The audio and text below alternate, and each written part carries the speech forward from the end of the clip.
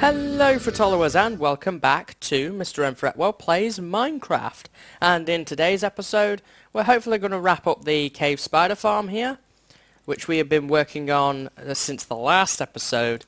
So the objective really is to kind of... Whoa.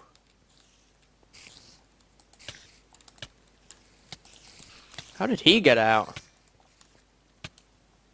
Oh, whoa. How did these guys get out?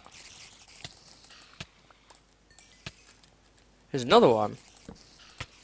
How did they get out? Is there a hole? Did an Enderman move a block? Ah. Oh, I know what it must be. Ooh, I'm gonna die if I'm not... Well, no, I can't die, but... I know what's happened. When you log out, monsters don't save their position that they're in, so they clip through the block. So, as you see in the spider there, was clipped into the corner.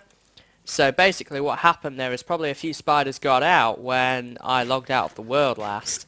So what we want to do is put the lights on for one.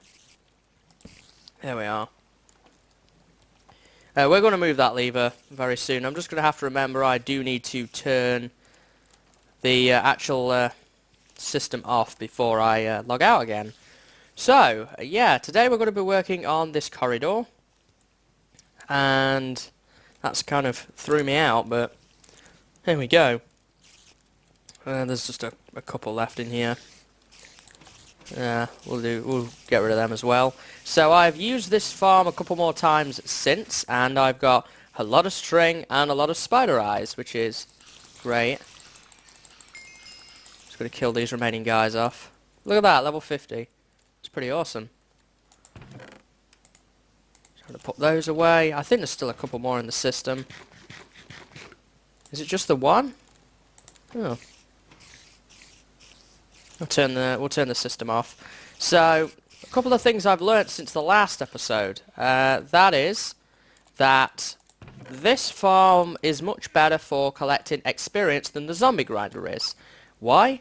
Because I can kill all of the mobs in one go with a splash potion of harming. Unlike the zombies, which need to be a splash potion of healing. So this is what makes it seem faster to get more experience, because I don't actually have to manually beat the zombies down. Even though it is only one hit, it still takes a lot of time, and I don't really want to make healing potions now in 1.6 because they're kind of expensive to keep making.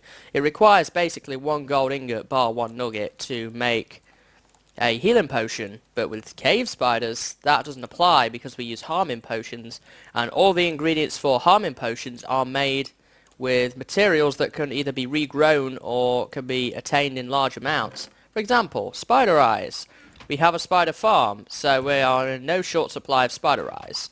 We also need brown mushrooms. They can be grown either in giant mushrooms or in a mushroom farm, and we also need sugar. And sugar, well, I have a huge sugarcane farm, so sugar shouldn't be too much of a problem. Now, the only disadvantage we have with this method is that we don't get the bottles back because we make splash potions, which does use up my gunpowder, but it's not too bad. I mean, I could just go out and kill a couple of creepers with a looting sword and we should be alright. I mean, certainly on my tutorial world, I have gotten a stack of gunpowder in one night, but that was with a looting 3. But if I went out looking for creepers and perhaps went into the desert, I could get myself enough gunpowder to last me a while. After all, 3 potions per brew, should I say, and if there's only a couple of spiders left in the system, then, like now, I would just beat them down manually like that, but if there's a large amount, the potion is the better way to go. And also I get lots of string, which is always handy as well, and XP seems to be pretty good from this thing. I think if you leave it for maybe half an hour, you're probably going to get around level 30. I have level 50 at the moment just because I've been saving my levels, and I've been mainly after the string and the spider eyes really over the XP at the moment. So this opens up another door, which means now that the zombie spawner can be converted into something else. So if we want to build a purifier for villagers, we have that option as well. But from the moment, that's not really what I want to do. What I do want to do, though, is kind of clean up this mess. I want to hide all this redstone. I think I'm going to bring my enchanting situation over here as well. We need a proper place for all the string and the spider eyes to go, and I need to sort out the corridor. So that's going to be kind of the aim for today's episode.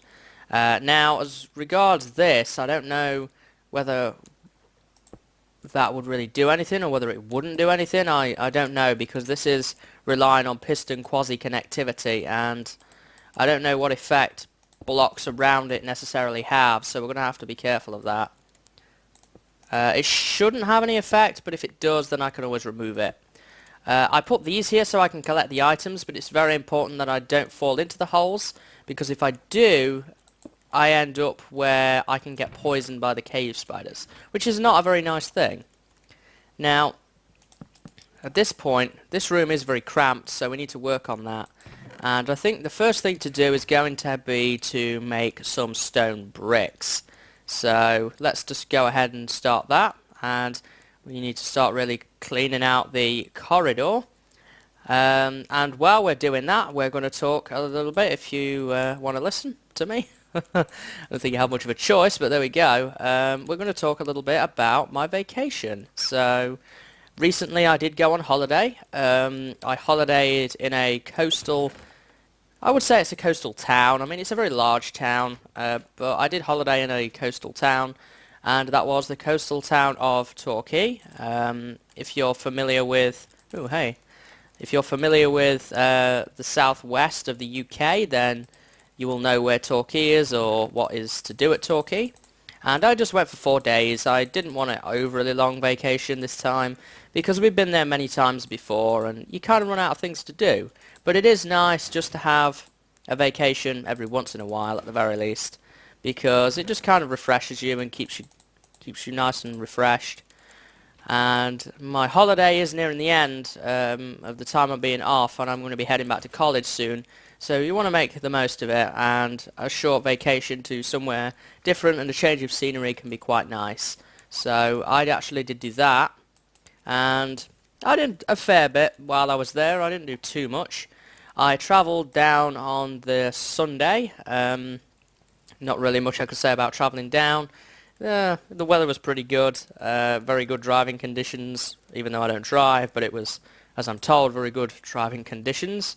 Got there by around sort of dinner time-ish, sort of 5 PM, and then we just checked into the hotel, and we didn't really do much. We just went out for dinner and came back, and that was kind of it, really. We didn't do too much because it was too late during the day to do anything, so we just kind of did that. I stopped in the Premier Inn Hotel, which is near the seafront. I'm going to put a picture on the video now of the view I did have from my hotel room, which was very, very nice, I have to say. Nice view. Alright, there's a bit of a car park, but I did get the nice sea view. While that's cooking, we could probably start carving out some of this. So, yeah, we did that for the first day. I got checked in, just had a bit of a relax, and then on the Monday we kind of did a bit of a shopping day, as you often do when you go on vacation. That was typically just buying things that were going to be handy. I bought myself a Wi-Fi adapter so that I could use my desktop PC while I was there. I'd never done it before. I always usually brought my laptop, but it made more sense this year to bring my desktop so that I could play Minecraft while I was away, basically. For those of you that don't know, I do have a laptop, but it's very bad. It's very old now, actually, and the specs on it are nowhere near any good to run any sort of game. So if I was in the room, for example, and I didn't really want to go out, then I couldn't really do anything on the laptop. So that proved to be just a little bit of a problem for me. So I decided this year, after conversing with people, that it was best to try and bring the desktop, and I think that in the long run, I think, paid off. Ooh, what do we got here? Is the bedroom? Where does that open up to? Ooh, right underneath the bed. I thought that might be just a mistake block, but obviously not. So, just back to Minecraft for a minute. This area here is very cramped because the bedroom is right there, the storage room is right there, and this is right here. So there is a bit of a problem with trying to get this kind of neat and tidy. But I'm going to try my best with it, and hopefully that will pay off very, very soon. So yeah, that pretty much covers what I did. Aside from the adapter, I think on Monday I just bought a couple of other things. Really, that was the most notable thing. I mean, I'm not going to go through my entire list of things that I bought while I was doing that day. I'm just going to say that that's what we did. Now, the second day that we were there, that was the big day out type day. And I went to a coastal zoo, which was it was a very interesting experience, I have to say. Very different to a lot of the things that I've done before. It's not like your average regular zoo. It's coastal animals, and that's kind of things like otters and penguins and that sort of stuff, which it was very, very good to watch. And I'm going to put a couple of pictures up on the video of some of the nice pictures that I managed to snag while I was walking around this place.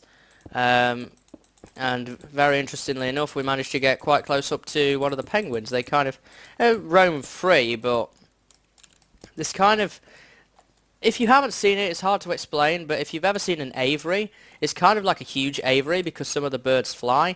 And then there's that plastic stuff you often see in factories, which kind of guard either side. So the animals have a large enclosure to wander around in, so not like a little tight pen.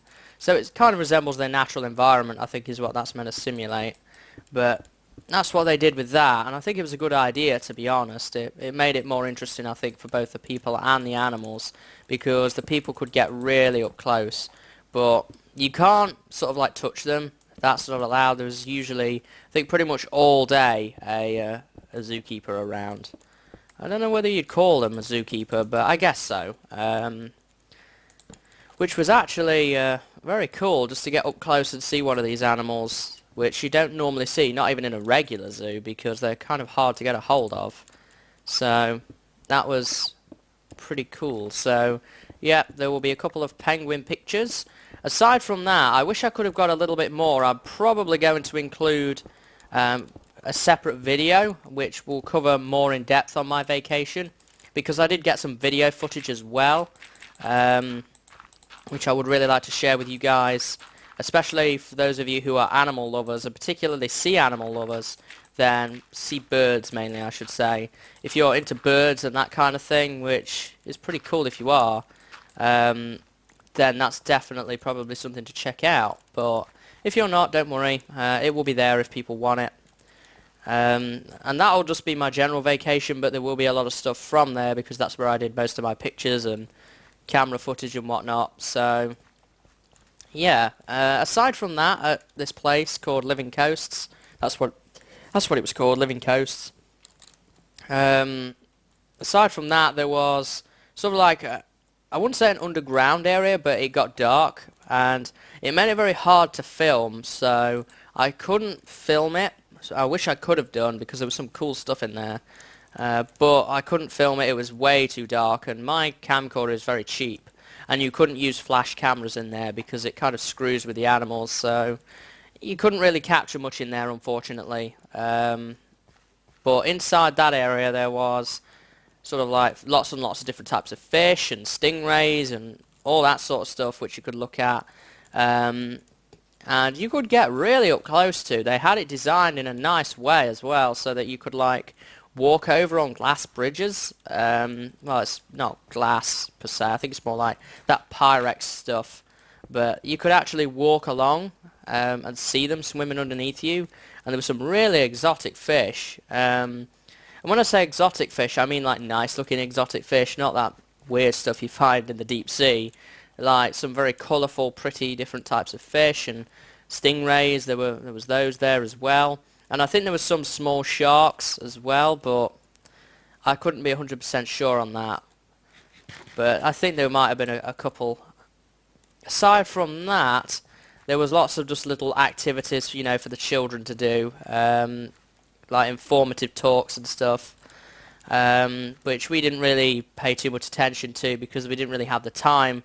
And there was a couple of other reasons as well, aside from the time, which made it a bit hard going. And I don't want to go too much into it, but basically, there was how do I put this without offending anybody?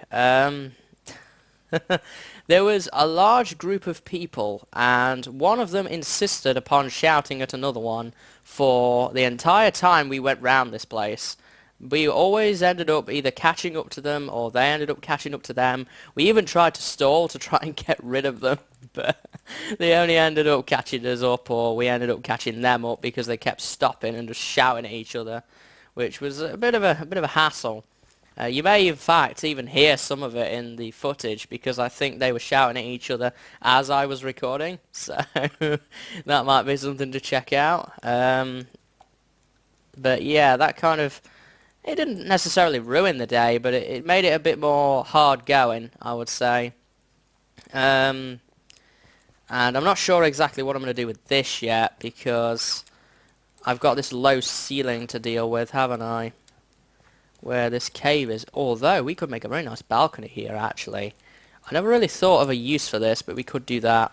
Even though we have this low ceiling, this is what going to be 2 blocks high? Yeah, I think it is. It's going to be just 2 blocks high, but it's not too bad. I need to try and get a pathway through here anyway, so that's probably going to be something that we can do. So aside from that, really, that was the bit of the awkward moment. There was also there was a small insect part of it, but it was not the main attraction. You could clearly see that.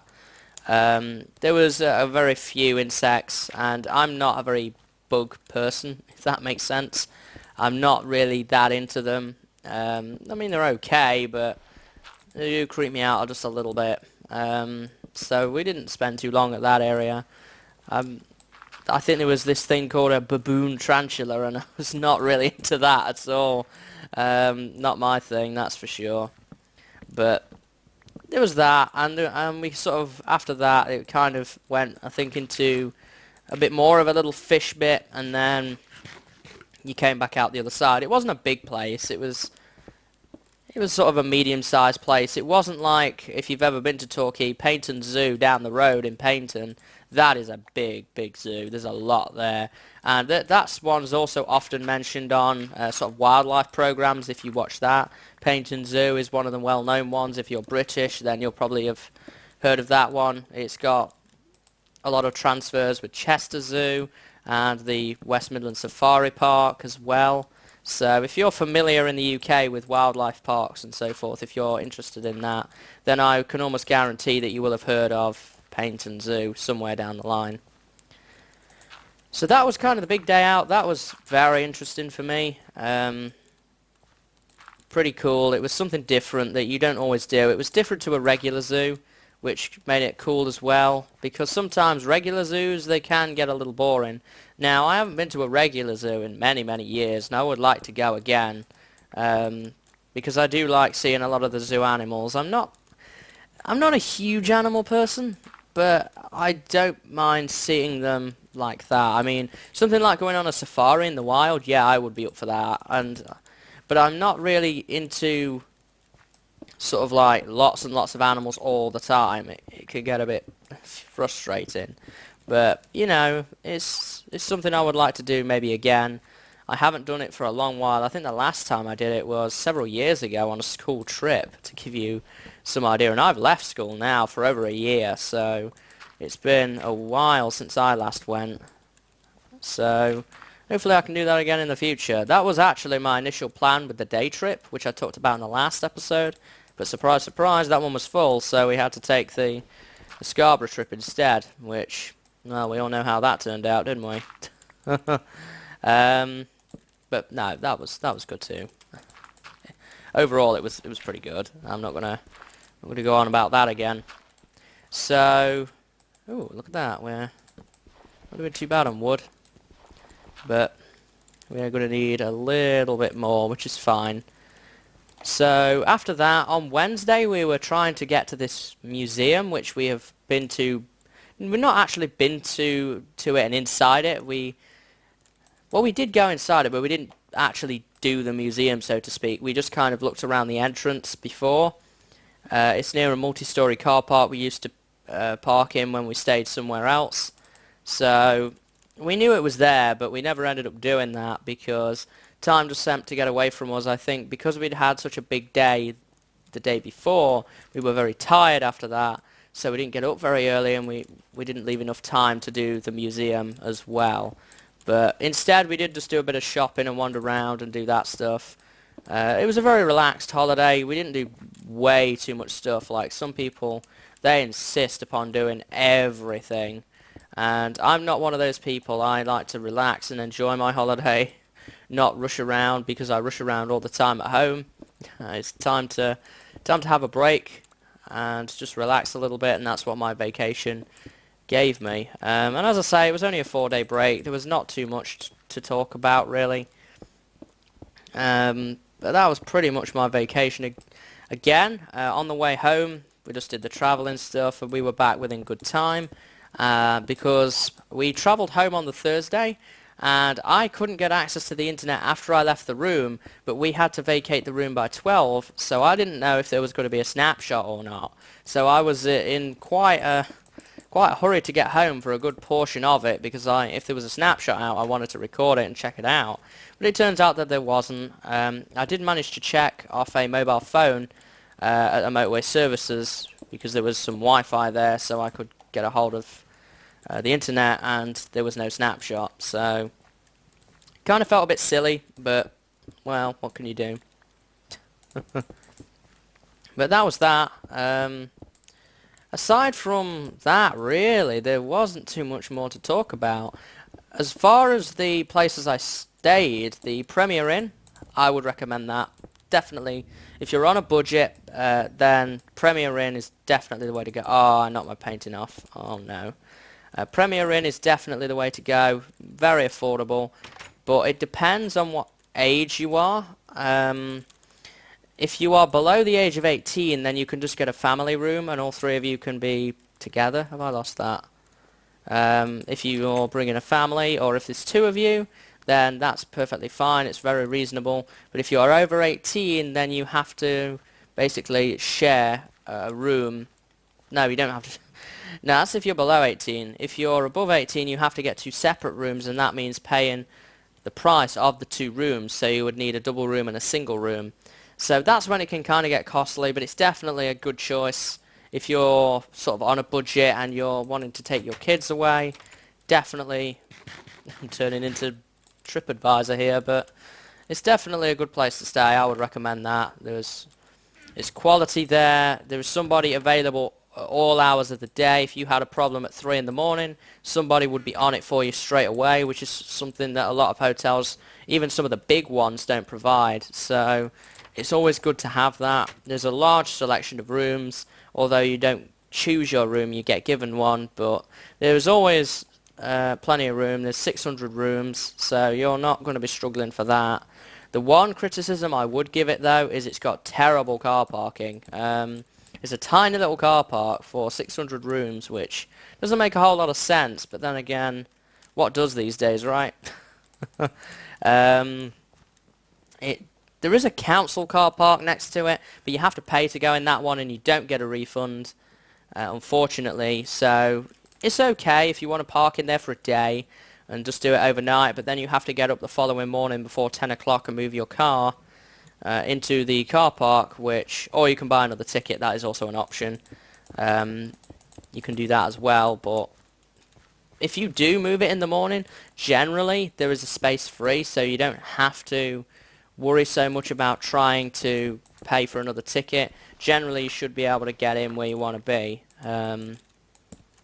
which is always good. So if you move it in the morning, typically you're going to get a space. If you arrive in the morning, then that's even better because you're probably more than likely going to get a car parking spot. Because this Premier Inn that we stopped at, this hotel, if you're wondering, Premier Inn is a hotel, it has this thing twinned with it called the Beefeater. And the Beefeater is a restaurant, and it's a very big restaurant. It's very popular. A lot of the Premier Inns have a Beefeater with it because that's where you get your breakfast. You don't pay for the breakfast, you just pay for the room, and you can go and get the breakfast separate. And this breakfast deal means that a lot of people, well, not so much for breakfast, but because there is this beefeater here, people tend to want to go and eat there, particularly in the evening, because it's got a very, very good name. Now, this presents a problem for residents because it's open to the public, and the car park as well is also open to the public. So, hotel residents, if they can get in, they don't have to move their car or anything, but if you don't get in, then you can't just ask for somebody to move their car to get in. It's just not feasible. Is that meant to be there? No. I'll replace that in a minute. But that was the big problem. There is this very nice restaurant. I haven't tried the beefeater. It's very expensive. So I didn't try it, but from what I've heard, it was very, very good. People have rated it very highly. And obviously, if it's filling up every day and the car park is getting full, that's obviously a good sign at the end of the day that this place is the real deal. We did get a menu to look at in the room. It was quite expensive to go in the beefeater. There are nice places nearby which are much cheaper. If you want to go for the cheaper option. And I'm trying, I don't know why, but I'm sounding as if I'm trying to make you go. I'm like a salesperson or something, travel agent. But, I guess it's a bit different, I suppose. I'll probably put some glowstone lighting or something down here at some point. But as for this, I'm still a bit in the dark over what I want to do with that. But there is that. If you need it, for example, if it's a rainy day and you really don't want to go out and get wet, then the beefeater is there. It's open all day, I think. I think it shuts at like maybe 12 o'clock at night, something like that. So you can just go in and, as far as I'm aware, certainly for the breakfast, you just pay one set price and just keep going back until you're stuffed, and then you just go out for the day, is how it tends to work. And I think they don't like force you out like some places do. It's just when you're done and everybody's done, then they will just leave and pack up and then start getting ready for serving lunch. But it is open all day. There is a bar next door if you just want tea or coffee. So there is that option as well, or if you want a drink, if any of you are at that age that you can drink. In this country that would be, I think, 18 now. I think it used to be 17 or it might be something else, but I know it's 18 now, so there is that option as well as tea and coffee if you just want that in the bar. So personally, I know that my parents tried the bar and they said it was very nice, but I haven't been in the bar, so I couldn't really comment on that. I'm looking for my remaining stone. Did I use all my stone up? Oh no. Okay. So I would recommend going out for lunch and dinner. I mean, breakfast is not too bad. You could get an all-you-can-eat breakfast for $8.25, which is, in the grand scheme of things, pretty good. But certainly for lunch, you can get a pretty cheap lunch not far away. And dinner could become very expensive if you're not careful, because some of these meals are, you know, the whole 3-course meal deal. So they can become very expensive. Oh, what have I broke? I know what I've broke. It's this piece of redstone right here which powers this back lamp. That's what we broke. So I guess I'm just going to have to pop through. I'm going to have to pop through the archway. Oh no, I'm going to lose that again. I hear slimies. Not good. So, as far as eating is concerned, there is the beefeater, but there are other places nearby. One great place that we have eaten in for years and years, it must be, oh goodness, getting on for 10 years now, is a place called Seabank Cafe, just down the road, literally across the big bridge and down the road. That is where that is. It's right next to the huge building site, which is a new hotel that's being built. It's right next door to that, which that hotel, that looks pretty nice. I don't think it's actually a hotel. I think it's more apartments and that sort of living. But I know that one of the apartments has gone for £500,000 because it's right on the seafront and it's not even built yet. So that gives you an idea of what that building is going to be like. It's like a really modern, very glass-heavy building, which, well, that's what the previews show anyway, so there is that.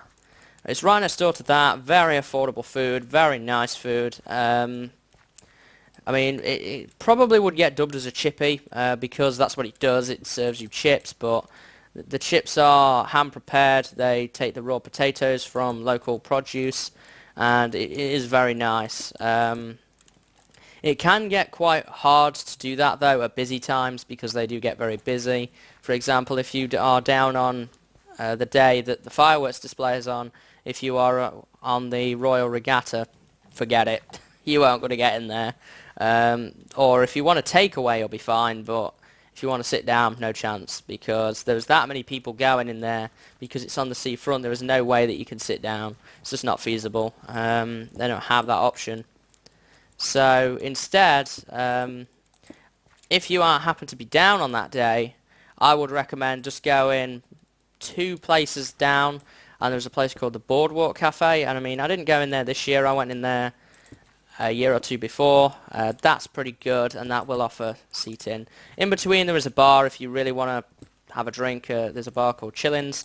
Not been in there, but I'm told that it's pretty good, so there's also that if you're interested in that. So that's another good place. There is a place behind the hotel, which is another good place to go, called the Singing Kettle. Again, very affordable food. Didn't find it as good as the other place that I just mentioned, but it is still pretty good. I mean, it gives you a very nice selection there, and there is pretty good. I mean, it's the reason I wouldn't rate it as highly is I paid for a sandwich for £5 and I got ripped off, because it was basically just a packet of sandwiches you would get out of your local supermarket, like an Asda's or a Tesco's, or if you're in America, a Walmart. It basically was just that, with a bit of salad on the side of it, so I kind of felt a bit ripped off with that. But I guess that's just something that happens while you're on holiday. There is that place though, that does pretty good food, and you can get tea or coffee there. The disadvantage to that one though, which is not so much a problem with the other one, is if you've been on the beach and you're half naked or whatever, you won't be allowed in there. You have to be appropriately dressed, and that doesn't mean being dressed formally, it just means being dressed decently for where you're going to be going. Typically I find that a lot more old people go in there, and not to offend old people, but it just tends to be the older population prefer that one, and I think that's probably because it's more of a cafe than a chippy. But there we go. That's that, I guess. Aside from that, really, there's always your standard ones around the town. If you go into town, there's a Costa Coffee. That's great if you want a coffee. Nice stuff in there. I don't really know too much about the inner town, really, because we didn't go much there. It's kind of out of our way. If you are down there and you don't have a Wi-Fi adapter, if you bring your desktop PC with you to, say, the Premier Inn or another hotel that has Wi-Fi, and your PC isn't wireless, what I would suggest doing is going to the town. There's signs for it everywhere. It's not too far away, just maybe a 10-15 minute walk, and go and find the indoor market. It is near the supermarket in the middle of town. The indoor market, there is a printer cartridge shop there, and it sells Wi-Fi adapters, and that's what you need for getting on the internet. Now, you do need to check which type is relevant for you, of course, but they sell all the different types of network adapter for you, so that's pretty good. I mean, it made my internet go pretty fast, because I had a pretty decent internet while I was there. So that's another good thing, by the way, as regards the Premier Inn. You do get internet access, and it's £10 for the week. I didn't even stay for a week, and that's unlimited. You can thrash it as much as you want. You could download all you want off it. So that's pretty good. But if you are finding yourself in need of any sort of equipment along those lines, then I would recommend heading to the indoor market. I think I maybe paid £11 for it, which is about maybe $15-16, and it gets you on the internet, and it's going to last beyond your vacation as well. So if you happen to be anywhere else and you need it, you can always have that. Of course, if you're on a laptop, it doesn't matter, obviously, because the laptop is wireless, but if you do decide to bring your desktop, if you want to game while you're on holiday, then the indoor market is definitely the way to go, and I would suggest that for pretty much everywhere, not just where I went. Indoor markets or markets in general can be very good places to get good stuff. But But that was a big thanks to one of the people who works at the Premier Inn who pointed me in that direction, because his full-time job was a computer technician. He just did that part-time, just to kind of give himself a day job. But that's that, I guess. But that's something else to check out. I'm not going to go really into detail about it, because I could just talk for hours, and this has been probably a very boring episode as far as getting work done is concerned, but I did want to talk to you guys a little bit about it, and different places to go and whatnot. I would definitely recommend for days out Living Coasts. That's a very good coastal zoo. It's near the harbour. The harbour itself is a nice place to check out, but I wouldn't go there for the day because there's not that much there. But Living Coast, definitely a unique experience. Hop on a bus, go to Paynton Zoo. That there as well. Obviously there's your standard stuff, bowling and cinema, all that kind of jazz, as you would expect to find in pretty much any town. You can get a hold of that stuff fairly easily. That's all in the Torquay town. There is also a very nice place, and just another bus drive away, which is where we stopped off on the way home, called Teignmouth. That is just up from Torquay. I think it's 40 minutes on the bus. Because it's a very, very windy road up there, but that's a very nice seaside place. A big beach, big car park, but it gets full very fast, so I wouldn't attempt on trying to park there. I would go the bus route personally to try and do that one. But that is another good place to go if you want to do more of a beach. If Torquay Beach is full, there are plenty of beaches at Torquay. But if you fancy a change and you want to get away from the hustle and bustle of all the tourists, Teignmouth is kind of a quiet town, away from all of that, and it's not too far away. If you get up early enough in the morning, you could drive it. That is definitely a feasible possibility. But if you were thinking about going sort of midday onwards, no chance. It's going to be full, and pretty much every car park is full. We were lucky. We went in the local co-op, which is a sort of mini supermarket. And we managed to get 2 hours there to kind of have a look around and get something to eat. As regards Teignmouth, I don't know a whole lot is what's there because I haven't been very much. I didn't stay there, so I can't really say too much about it. But it is nice just to have a walk round. It's got a couple of shops there. Torquay's better for shopping, I would say. There's your common high street names in Torquay if you wish to go there instead. To do your shopping, but there is a couple of shops and cafes there, very good quality. There was one cafe, it's a very big one in the town centre. I forget what it's called. I think it was something like the Princess Cafe or something like that, and that did really good food at an affordable rate, so definitely one to check out. It has a lot of outside seating, that's the only recognition I could really give it. But aside from that fact, Teignmouth is a nice place, and then if you are wanting to head back further up the country, you can take what I would call the scenic route through another place called Dawlish, and then you would go to the main big city down there, which is Exeter, and then you head towards the north from there on, and I don't really know too much from there. If you head further south, you would reach Plymouth. Plymouth is a great place if you want to do shopping. That is a big city as well. I think very soon there's going to be a bus link between Torquay and Plymouth, but that will probably be an hour and a half on the bus, so I imagine it's very expensive to get there. So that might be better to try and do on the train as well. There is a train station if you need access to that stuff, so you could do that if you wished. And you can go to Plymouth. That's a big place. Consider Plymouth like the Birmingham of the southwest. It's not as big as London or anything like that.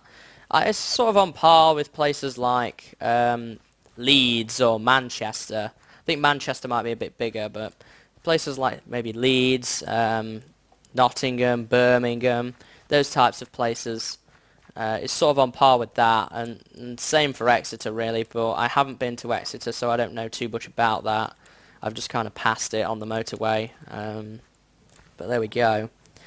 So there is that as well, if you want to do more shopping on your vacation, if what is available in Torquay isn't enough for you. I've been recording for nearly 50 minutes now, and all I've talked about is my holiday and recommending it to people. Oh dear. I can't say a whole lot more than what I have now. I think if I'm not careful, I'm going to have thrashed it to death, to be honest, and just, just ran out of things to say, and I don't want to start talking for the sake of it, so I'm probably going to finish up here soon. We haven't really done all that much, but this has been more of a talky episode. I'll probably work on this a bit off camera and show it you next episode, a bit more complete once I've worked on this stuff, and I'm going to finish up the pathway actually to the cave spider area. And I'm just going to probably move my enchantment stuff over here as well. And move the lever for the lights so that we can turn it off in the same room. So, any more things I want to say about my vacation? I don't think so. I think I've covered everything that I wanted to say. Overall, it's a nice place to go. The beaches, if you want to go on the beach, they're very good. Well manned by lifeguards, that kind of thing. Swimming, I don't know.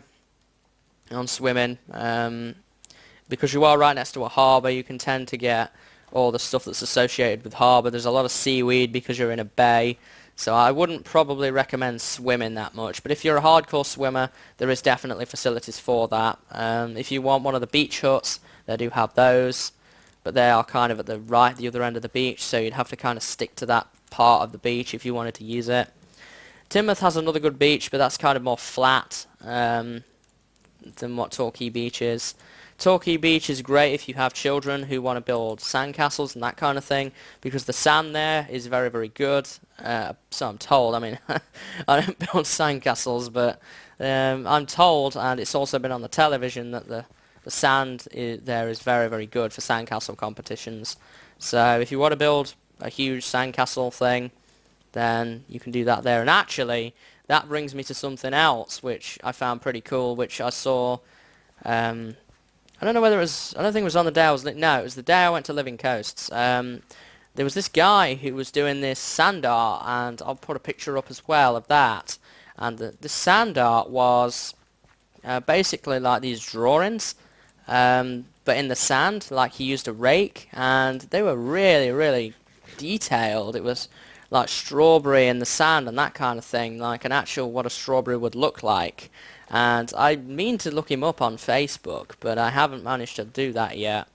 But if I do happen to find it, I'm going to put a picture up here as well as in that other video, and I will also link the Facebook page of this guy who's called the Sandman in the description as well, so you'll have that option if you want to go check out perhaps some of his other work. Again, I don't know too much. I just know he's an artist and he does his art in the sand or something like that. I'm not sure whether he has sand pits at home, that kind of thing, to do his art in, but he did it on the beach. And I think you could like give him change and stuff if you wanted to. It's almost like one of those musicians you get on the street, but doing art in the sand. It's a bit more unique than I find than the musicians, which was pretty cool, I have to say. But yeah, that's all I've got to say on that. Overall, great place to go. If you're looking for an affordable vacation and you're in the UK, then depending on where you live, it's probably going to be the best thing for you to do. If you live somewhere like further up north than where I do, if you're anywhere above Yorkshire, you're going to be struggling, unless you leave really early. Anybody who happens to live in Newcastle or Middlesbrough, Blackpool, those sorts of places, although I don't know why I'd want to leave a seaside town of Blackpool and go to the seaside town of Torquay, but there we go. But anywhere that's kind of up north, I think you might get away with it. With Manchester, you would be okay. But anywhere sort of further north than that, places like Carlisle and Scotland, certainly, I would recommend taking an aeroplane from wherever your local airport is, Glasgow or whatever, and then from there going to Exeter City Airport, which is a fairly big one, and then either catching a taxi or a bus from there. I think there is going to be either there already is a service, which I think there is, or there's going to be one very soon. So that would be what I would suggest doing over trying to drive it all the way there like I did. And it took us about six hours-ish to drive from where I live, and we sort of live in the middle of the country, not far from Nottingham, so yeah. If you're any further north than Manchester or Yorkshire, I wouldn't recommend it driving. I would seek alternative transport, or maybe do an overnight coach, that kind of thing, which completely contradicts what I said in the last episode about coach trips, but there we go. There isn't much more I need to say. If there is anything that comes to mind between this episode and the vacation video, then I'll probably talk about it more there. But that video will generally consist of pictures and video camera footage of my vacation. So if you want to check that out, that will be available. There will be a link in the description to that video. Not sure really what happened there. I just seemed to lose my voice for a minute, but there we go. So yeah, if you want to check that out, that will be there. Next episode, we're going to work on the fort again. I need to rig up some lighting in the fort properly, which is what we'll take a look at next. That kind of looks a bit more neater. Oh, I thought there was something there then, but I just stood on the pressure plate. But that's going to be just about it from me today, guys. I apologise that we haven't got that much done necessarily in-game, but I hope that you did enjoy my talk on my vacation. Next episode we will be back on it. I have something else to talk to you guys about, which is very, very exciting. Trust me, I'm really excited to talk about this with you guys. And it's going to be sort of one of those talky episodes again, but if you're not so much interested in vacation, then I think that this one will be more for you. Very, very cool talk, which will also have a video separate from it to associate with it as well. But if you want to join me next episode, then you can tune in for that. If not, well, thanks for watching this one. So I hope that you've enjoyed today's episode, guys. I hope that you've enjoyed my talk and what little bit of work we have done here. Next episode, I'll probably just quickly show you at the start of the episode the finished product, and then from there we'll probably move on and do the fort lighting.